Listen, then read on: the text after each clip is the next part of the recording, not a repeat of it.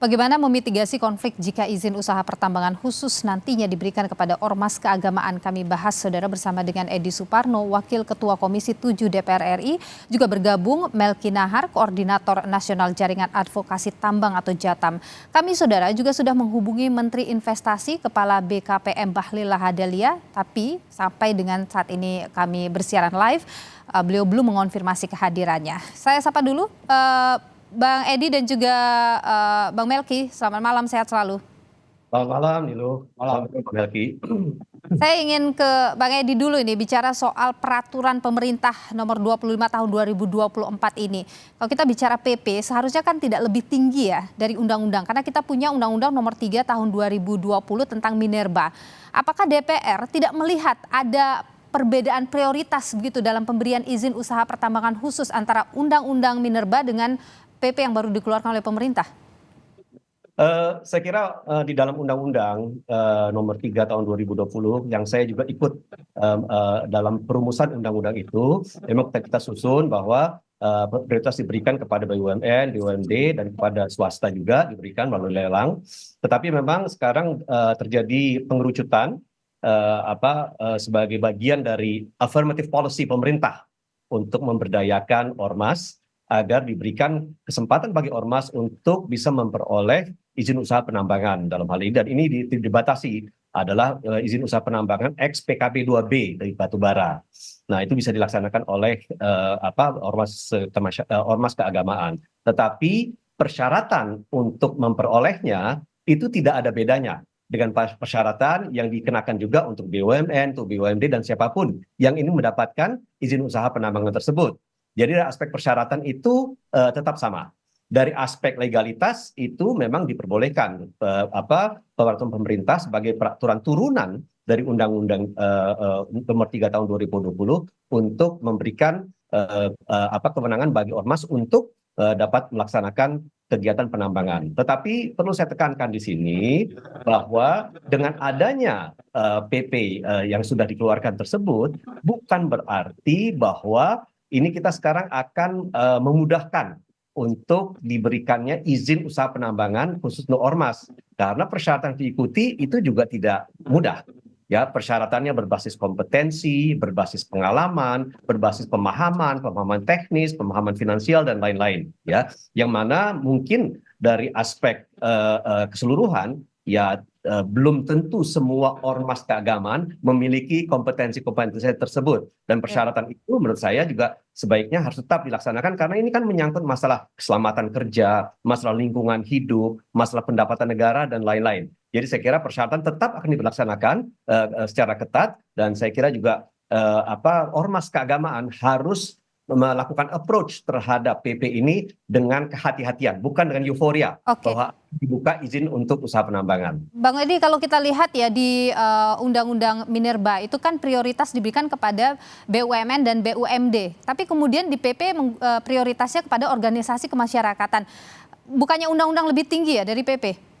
Oh ya, memang undang-undang lebih tinggi daripada PP, tetapi kami rasa bahwa adanya pemberian ini untuk ke organisasi kemasyarakatan itu tidak melanggar karena bagaimanapun juga bisa saja dilaksanakan kemudian kerjasama antara BUMN dengan organisasi kemasyarakatan dalam bentuk kerjasama seperti joint venture dan lain-lain, termasuk juga dan BUMD. Jadi saya kira itu masih masuk dalam konteks yang kita atur di dalam Undang-Undang 3 nomor tahun 2020. Oke, saya ke Bang Melki dulu. Apa yang paling dikhawatirkan dari JATAM ketika keluar PP tahun 2024 ini?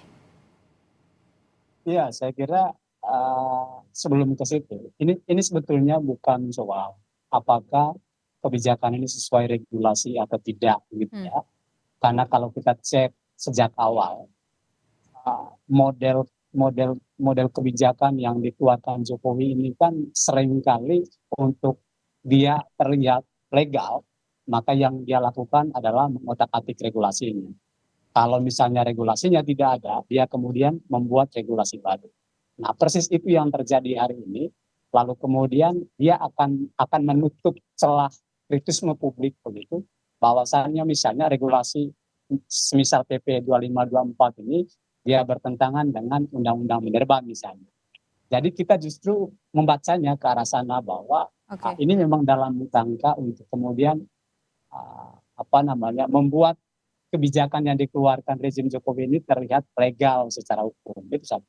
Oke. Lalu nyambung ke pertanyaan Bang Dulu Mhm. bahwa situasi hari ini kita, Pak Edi dan teman-teman semua itu sangat sangat mengkhawatirkan.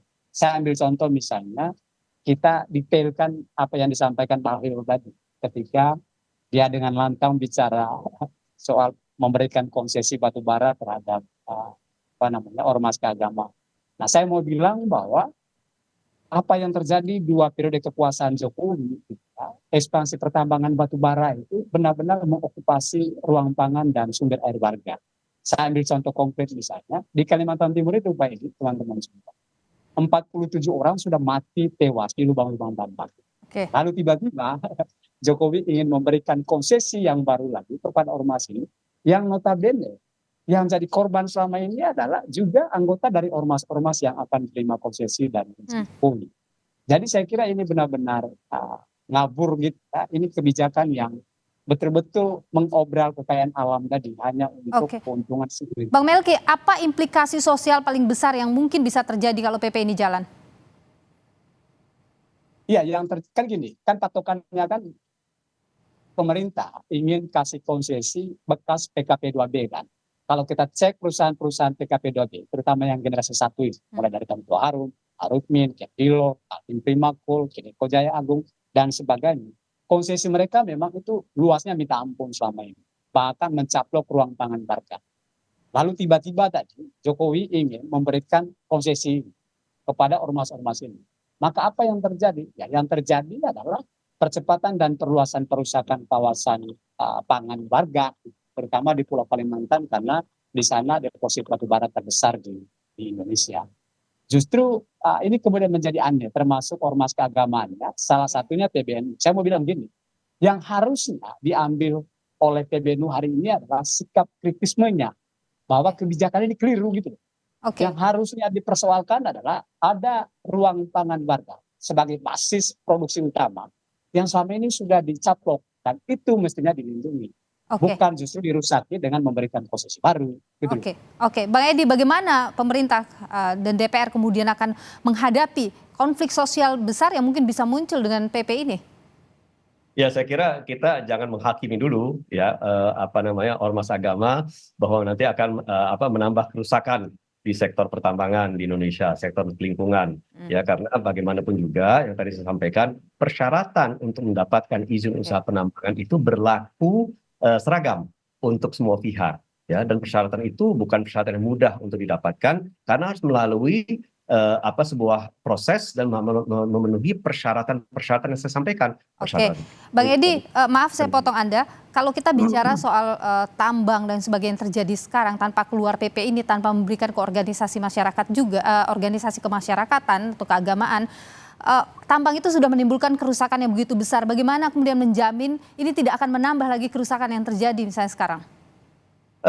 Ada begini, kalau kita bicara tambang ya secara keseluruhan, memang tidak bisa kita pungkiri pada saat proses penambangan dilaksanakan itu akan terjadi penggalian yang besar-besaran dan akan dilakukan ekstraksi terhadap mineral dan tambang itu dari bumi, otomatis akan terjadi proses itu. Tetapi kan kita harus menjaga bahwa permasalahan lingkungan yang sudah diatur di dalam AMDAL itu tetap ditaati. Kedua, ya, kita kan selalu melihat bahwa seluruh perusahaan tambang itu harus memiliki jaminan reklamasi. Bahwa nanti tambang itu pasca penambangan itu harus direklamasi, harus dihijaukan kembali. Nah, jadi saya kira kalau kita bicara masalah rehabilitasi tambang, itu juga sudah banyak kasus-kasus yang berhasil ya direklamasi secara baik. Memang ada beberapa tambang-tambang yang nakal, ya saat ini terutama mereka yang saat ini melaksanakan penambangan ilegal itu yang menyumbang kepada kerusakan lingkungan yang besar. Tetapi pertambangan khususnya mereka yang saat ini sudah tercatat di bursa efek, sudah memiliki pemegang saham asing dan lain-lain, itu sangat ketat pengawasannya. Kalau misalnya organisasi kemasyarakatan ikut dalam dapat izin tambang ini, kan mereka harus membuat satu perusahaan atau bekerja sama dengan perusahaan swasta atau membangun perusahaan swasta yang khusus tambang. Apakah DPR tidak melihat ada potensi korupsi baru, potensi main mata baru begitu? di sini? Memang kita lihat bahwa di dalam PP itu juga sudah diatur bahwa PKP 2B yang kemudian diberikan izinnya itu tidak boleh melibatkan pemegang saham yang lama, ya, atau lingkaran pemegang saham yang lama. Jadi harus dikerjasamakan dengan pihak yang memang betul-betul baru di sini. Nah, oleh karena itu satu kongkal-lingkong dengan pengusaha lama itu bisa kita hindarkan. Tetapi kembali lagi kita juga tidak harus mengawasi, dan ini saya kira merupakan bagian dari pengawasan DPR ke depannya.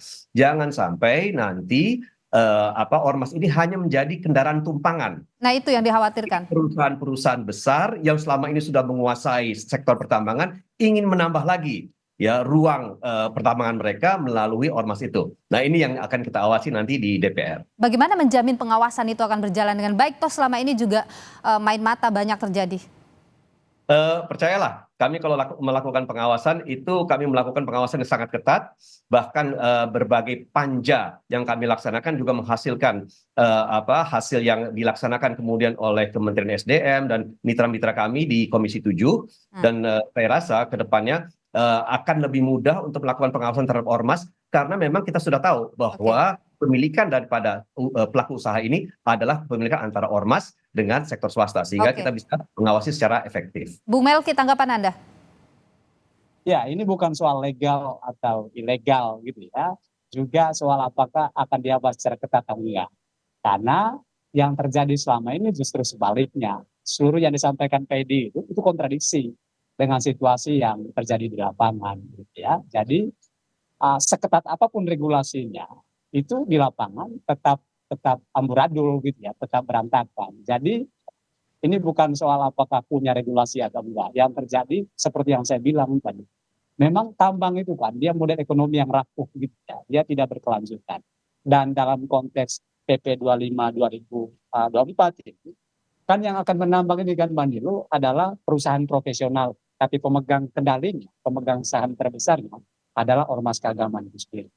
Nah, pertanyaannya adalah ketika misalnya operasi tambang justru mengokupasi wilayah pangan warga, gitu, menghancurkan pangan warga, seperti di Kutai Kartanegara misalnya, saya ambil contoh, ya, contoh konkret, tambang batubara membuat belasan rumah warga itu amblas, tanpa ada penegakan hukum, Pak Edi. Jadi ini gimana? Sementara mereka-mereka yang jadi korban yang saya bilang tadi Mbak Nilu adalah anggota atau ormas dari anggota dari ormas-ormas yang akan mendapat konsesi ini.